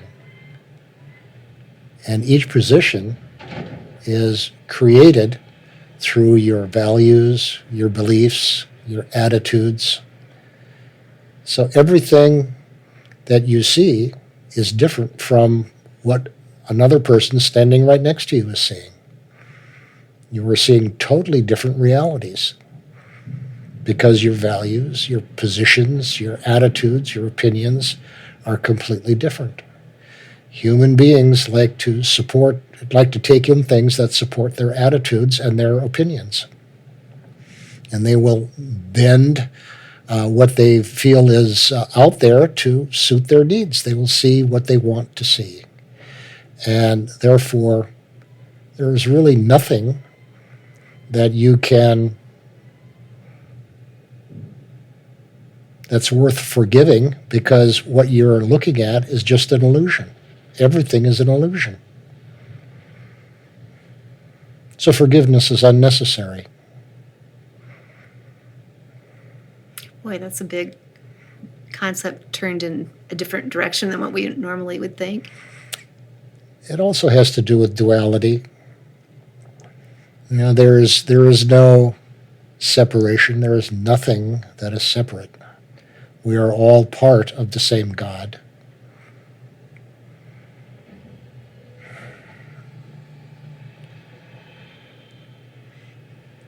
interesting. Thank you so much for that. Well, achieving this full light body is the goal of the work that he's been doing with Jim's self. He has a little bit more to do, a few more months. What can he expect or look forward to as he's winding down this teaching with him? He's going to need some time to learn how to use the abilities that he has. And quite a bit of it has to do with believing that he can do it. And that's part of this flow work. If he stays in the flow, he will understand that he can heal by touch. He has spent years getting his body rewired to be able to handle the higher energetic inputs that are coming as he assembles this light body. Most people have no idea what it's like to be in fifth dimension because the circuitry that is part of the fifth dimension is not part of the third dimension. So the wiring is not together. It's like buying a stereo system and all the parts are laying there on the floor. If they're unconnected, you're not going to hear any music. When you start to put all of the pieces together and put the proper software into the system, you're going to hear beautiful music when everything is connected, but not before. And also, the level of energy that is going to be flowing through the body is going to be substantially greater than it is right now. And so these are all things that he's going to have to learn how to use. And it's going to be a period of trying things out. How does this work? How does that work? What would happen if I did this? If I do that, what happens? And understanding that he will be truly limitless. That's the big step. That's pretty cool. So I'm just curious, from everything that's going on in our world right now, it looks a little topsy-turvy, a little challenging. Yes, isn't it though? So what do you think about that? I think it's about time. What's happening is a part of a natural, normal cycle that occurs approximately every 26,000 years. And there are emanations from the great central sun that flow outward through the universe. And they affect the suns, the various solar systems. As the suns of all these different solar systems encounter these waves of energy coming from the great central sun, the energies of the great central sun do different things. They have different purposes. But for Earth, one of the major purposes of these waves of light that are coming through is to disrupt anything that is not of a Christ-like nature. If it is not in accordance with high enough spiritual values, it will be disrupted. And it is, as Mike would say in the military, a target-rich environment. So a lot of people are having their cherished beliefs being upended and disrupted, and they don't really know how to respond to this. And this is a matter of being able, if you're going to do this successfully, being able to let go of those things that are not of a Christ-like nature. And when I say Christ-like nature, I mean the universe is based on love. Love is something that virtually no one on this planet understands. Mike has asked Raphael, one of the angels whose consciousness expands over the entirety of the area of love in all respects is ask Raphael for some help in more completely understanding love in all of its nature. Most people have no idea what's happening, and they feel anything but love, and they're lashing out in various ways and in various styles. And this is going to go on for 3, maybe 4 more years. And then the disruption will be over. People will have aligned themselves to a higher spiritual energy, or they will have chosen to follow the third dimensional earth. And I hear many times about that choice being made if you go to the new earth or if you stay in the third dimension. Can you give us a more tangible understanding of what that choice is actually like or felt or known as? It's fairly simple. Are you going to stay with what you know, or are you going to go into the unknown? Most people are comfortable with rage, resentment, violence, retribution. It's a world that they know and they understand. Some of them are pretty good at it. And then they're going to stay with what they want because they feel they can control their little piece of 3D Earth. And they don't know anything about controlling love. And in fact, it's a concept that frightens them. Odd as that may sound, there are many, many people out there that are very, very frightened of love. And unless you can adapt to that and incorporate that into your energy field and align yourself with love, it's going to be a very bumpy ride. All right. So would you say things are on track with this shift? Things are happening as they should. Everything is on schedule, and the Creator is pleased. Well, that's very good news. We're happy to hear that. And he would like to know, what kind of work is he optimally suited to do at this time? Mike will find that as he acclimates himself to these new energies in his body and these new abilities and his light body, he will be pleased to learn something that he's always wanted to do, and that is to be a real healer. You said he'll be healing through touch through his hands? He will be able to heal simply by touching someone and transmitting energy, fifth dimensional energy, to raise the body's frequency to a fifth dimensional level, at which point disease could not really exist there anymore. Do you think he's aware that he has that ability? Not yet. We might be surprised when he hears this on the recording then. How will that knowing be presented to him? He will have to learn it cautiously, because he's cautious in this regard. But he will be turned loose at the end of Jim Self's course, and he will be told to go off for 3 months and just, the term is, be unto thyself. And during that time, the intention is to learn, to experiment, to be curious, and to learn. It's kind of like getting into a new car for the first time. You have to learn where all the buttons and knobs are. And when he does learn that, I think he will be very pleased.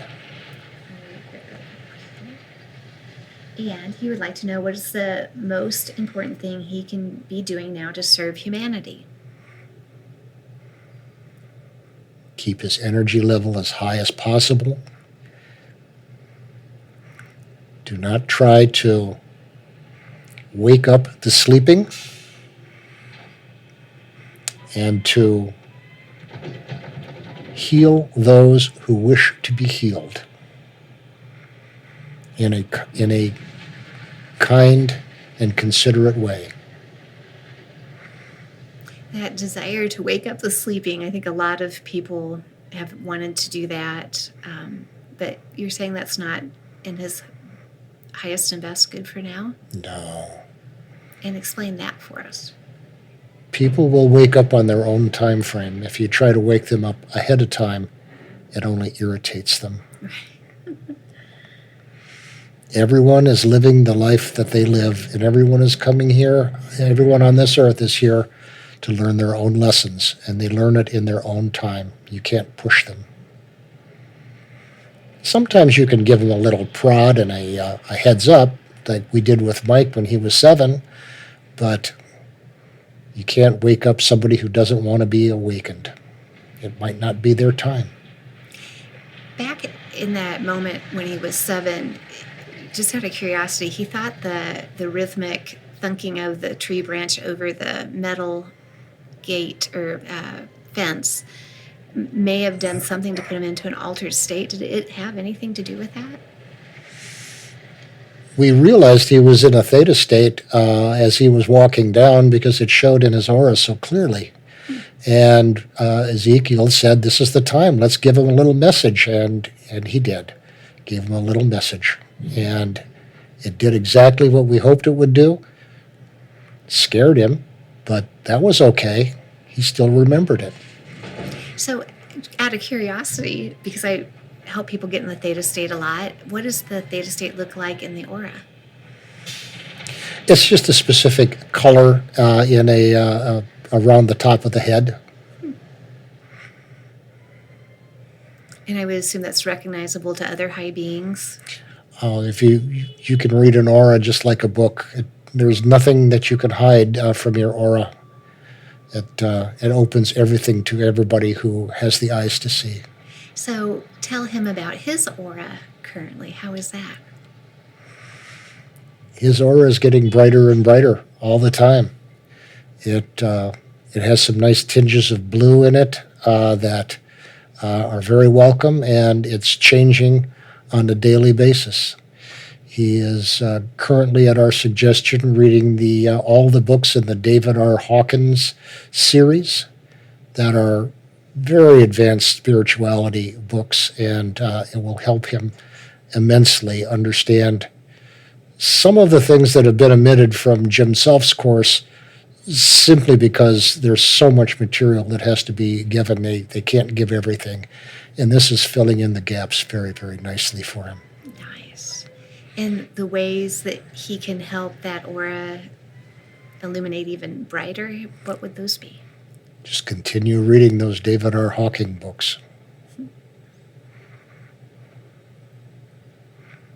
He would like to know, how can he better control his distractibility?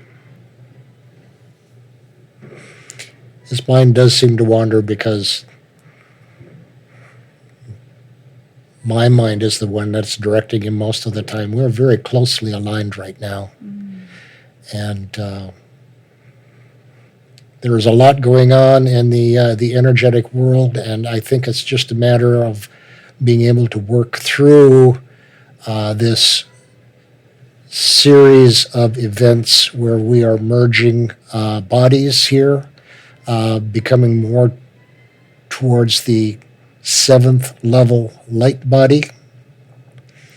Currently, myself that you are addressing as the higher self is merged with the Christed Oversoul, and we are looking at merging more and more of these bodies as we go on. The causal body is coming into focus right now, and will be merged with the Oversoul as well.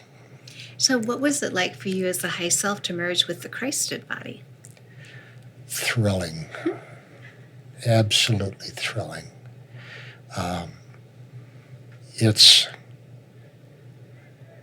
There is the soul, there is the oversoul, there is the Christed oversoul. There is the body. There is the higher self. There is the Christed body. There's the causal body, the mental emotional body.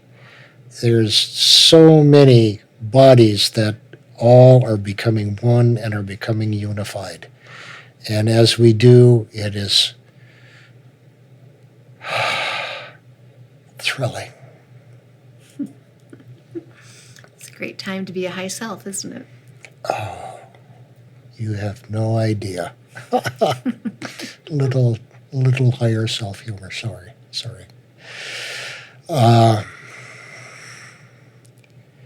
It's a very important time of transition that I'm very glad that Mike had a chance to sit down and talk with you. Well, it's been a joy. Is there anything that he didn't ask today that you wish he would have?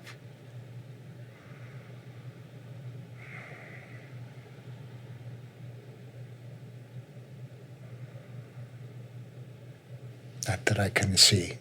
Okay. And when he decided to have this appointment, what was it that you hoped he received from it?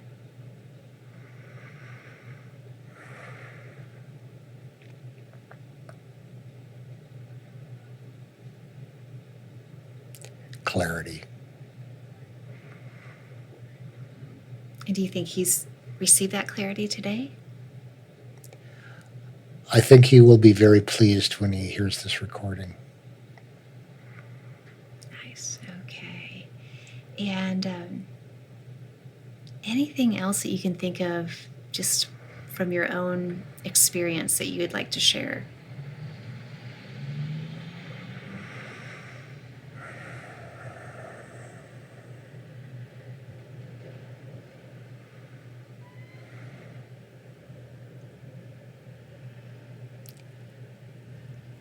I feel that this is a complete session. Okay, very good. Well, let's go back. I'd like to check in on the body and make sure all healing is complete.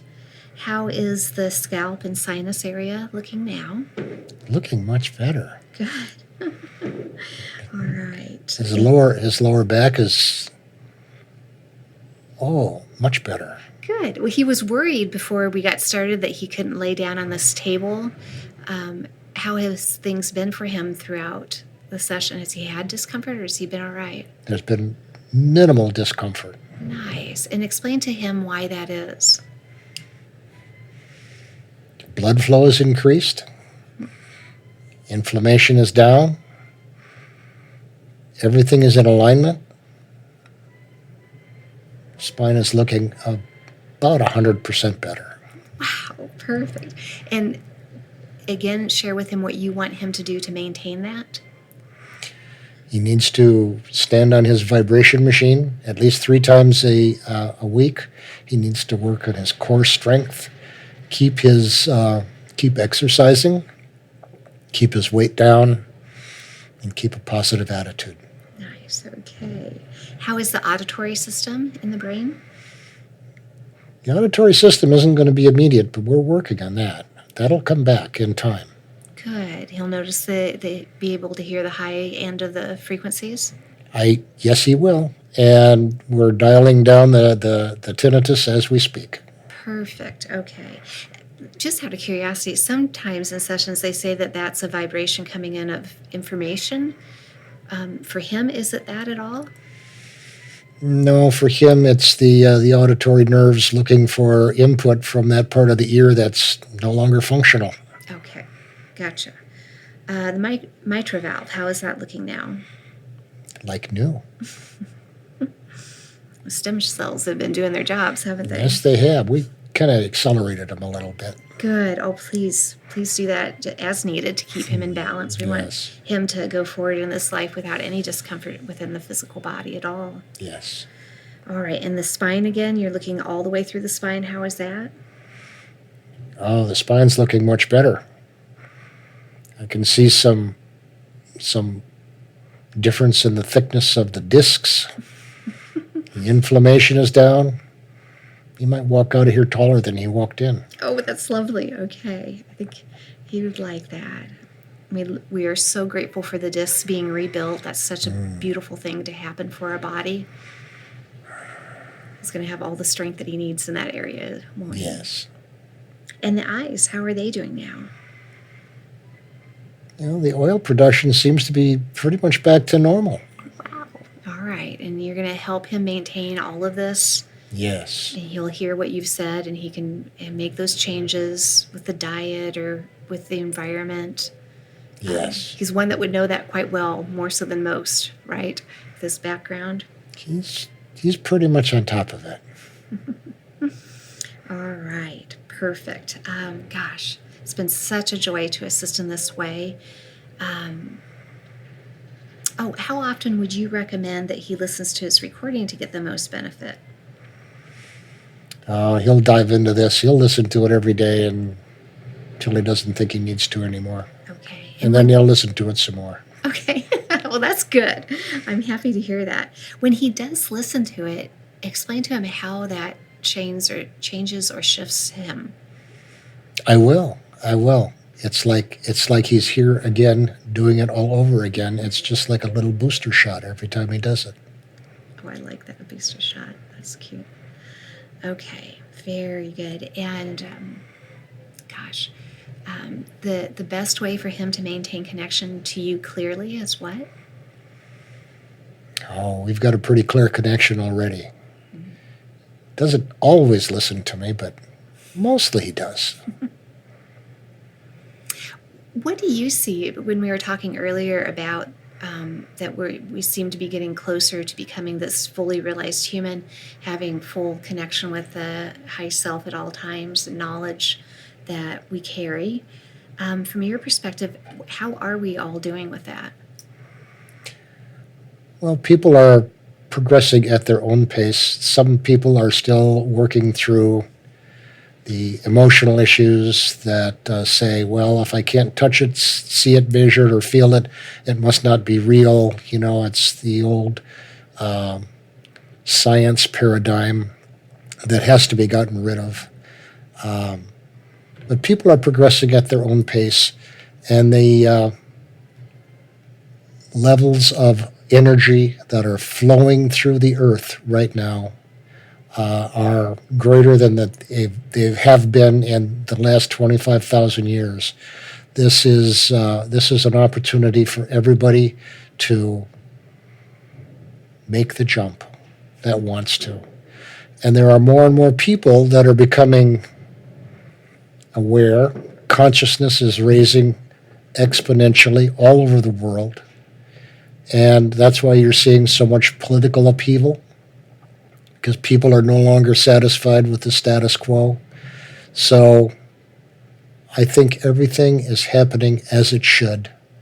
And if people like Jim Self and Mike continue to work, opening these portals, people will at one point realize that they can just simply step through this opening into a new world. And it will not be the same as the world they left. Nice. Okay. Well, you just have come through so beautifully and given him such profound information. And I apologize for the noise outside. That's unexpected and a little annoying, but he's been able to stay connected and share the information even through that. So that's a great testament to his strength in his connection to you, isn't it? I like our connection. It's good. All right. Well, do you have a final message that you would like to give to Mike before I bring him back up? We love you and we are proud of you. And you are doing exactly what we hoped. This is a wonderful time to be alive. Life is precious. Nice. Okay. Well, thank you from the bottom of my heart. This has been a joyful experience for me. So I'm very grateful. Thank you. You're welcome.